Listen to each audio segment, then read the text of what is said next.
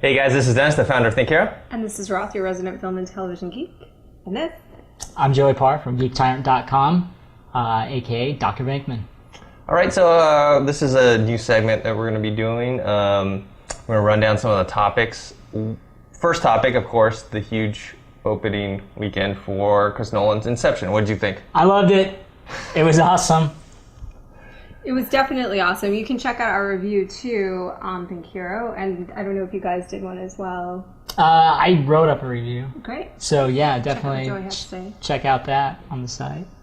I thought it was an amazing movie though. Yeah. Definitely smarter than a lot of the films that Hollywood comes out with these days. And Yeah. not only that, it was completely action-packed too. Yeah, definitely. I think it blended both the mainstream action appeal and more thought-provoking themes to it. What do you think about like the criticisms that are kind of being kind of like a backlash? It's kind of similar to Avatar, how Avatar had that backlash last year. Yeah. Inception is kind of getting that right now. Really? Yeah. I haven't really noticed. Yeah. I don't know. I'm just paying attention to all the good vibes Yeah. on it. Yeah, there's a little bit here and there, and it tends to be sort of like the more filmmakers, Okay. critics kind of a thing. Yeah. And I think that basically what they're saying is like, I'm going to distill down a lot of jargon to it's good, but not all that. And the reason is that they think it actually doesn't go deep enough on kind of the intellectual and thematic level. Wow. But it's dancing that line. Yeah. And I think it does that super well.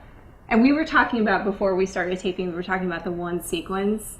Oh, the action hotel, sequence yeah. in the hallway. You've seen bits and pieces of it in the trailer, but when you see it in the context of the film and what's happening that causes that madness, it just takes it to a whole new level. It's of so well greatness. done and so well executed.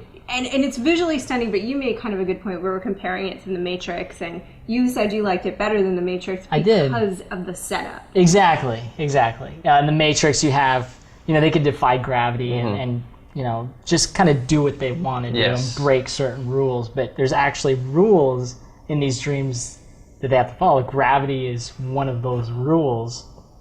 So when you see why this is all going on, it was just awesome. So also last week we heard of two things related. We have Edward Norton not coming back as the Hulk for the Avengers. Marvel cited kind of more of a creative / personality clash as the reason why. Yeah. Edward Norton, his agent said that it seemed to be more of a financial thing. Edward Norton left kind of a non-controversial. It was very classy goodbye, response to it. It's like, thanks On for the Facebook. opportunity, but we're moving on now, I guess. Yes. Yeah. So what do you guys think about that? I think it sucks. I mean, it's one of those things where Marvel is building up this world, and Edward Norton would play an integral part in that as the Hulk. And Marvel asked him to come back at one point. And then all of a sudden they're like, well, now we don't want you back. So Yeah, they kind of did that with Terrence Howard for Iron Man. they did. too. Yeah. But supposedly, there's all kinds of rumors about why things happen and what the reasons are behind these decisions Yeah, and things like that. So, definitely.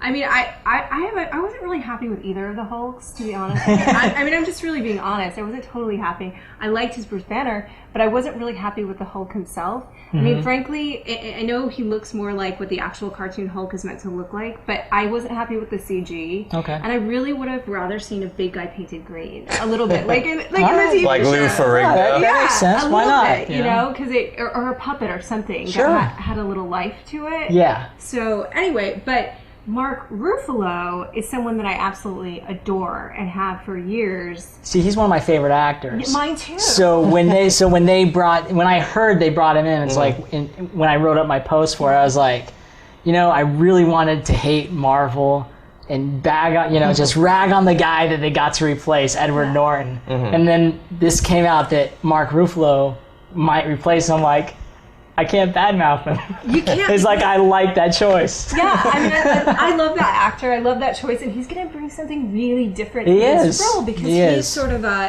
a gentle vulnerability as an actor that comes out in whatever role he's doing. That'll bring something different to the counterpart of the Hulk. Yeah, so it's kind of love-hate relationship there for me. All right, so this is our last subject. Obviously, all three of us are going to Comic-Con this coming week. What are you guys looking most forward to? I really want to see Tron Legacy stuff. Mm-hmm. Finally, maybe see some disc war, disc battle footage. Obviously, the Marvel stuff, Thor, Captain America. We're definitely going to be showing some Thor footage there. And the cat jumped up on me. And the cat's coming for a visit. He's coming. Keep going. The cat, for sure. Thundercats would be awesome. They're actually going to do an animated.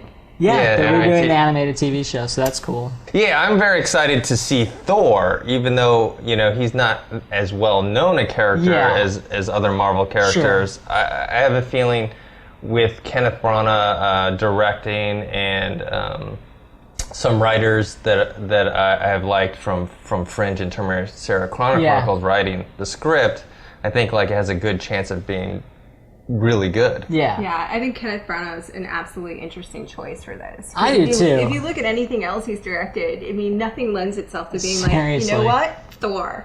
Exactly. What do you guys think of the costumes?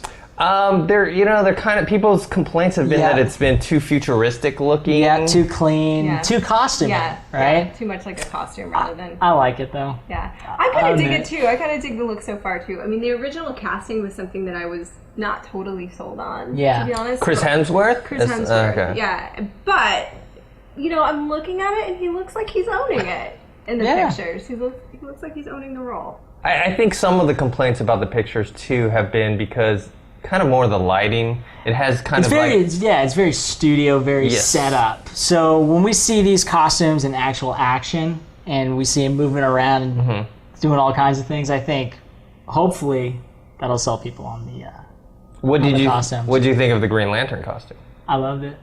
I got there are a couple complaints where it's like, oh, it's not the original from the original comics. I'm like, it's an upgrade. But I like that. I like the design. It should be interesting to see in motion. I know, right? Because they have all the all those lines, and I think there's going to be light, all going with fiber optic type lighting going on in this costume. So that should be cool to see. Yeah, I think Tron will be really interesting. You mentioned Tron. Oh yeah, Tron definitely. will be really interesting too. I'm so fascinated by the whole Tron saga a little bit, you know what I mean? The amount of money that's being spent, the fact that they chose to do Tron when really we know what Tron is, right? Yeah. You guys probably know if you're watching this what Tron is, but so many people, if you went to 10 people on the street, none of them would know what Tron was. Well, not only that, but even talking to some of, talking to my parents, right?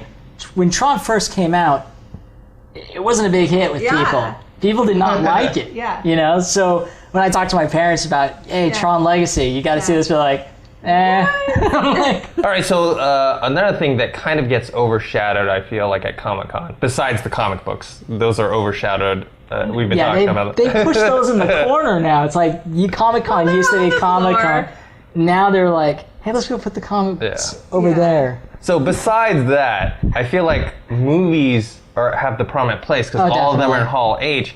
However, I feel like kind of television shows have gotten kind of a back seat to some of these movies, even though they're more popular than some of these movies, like you mentioned, the Walking Dead panel. Oh, Walking Dead. That's probably one of the most anticipated panels that I want to go see while I'm there.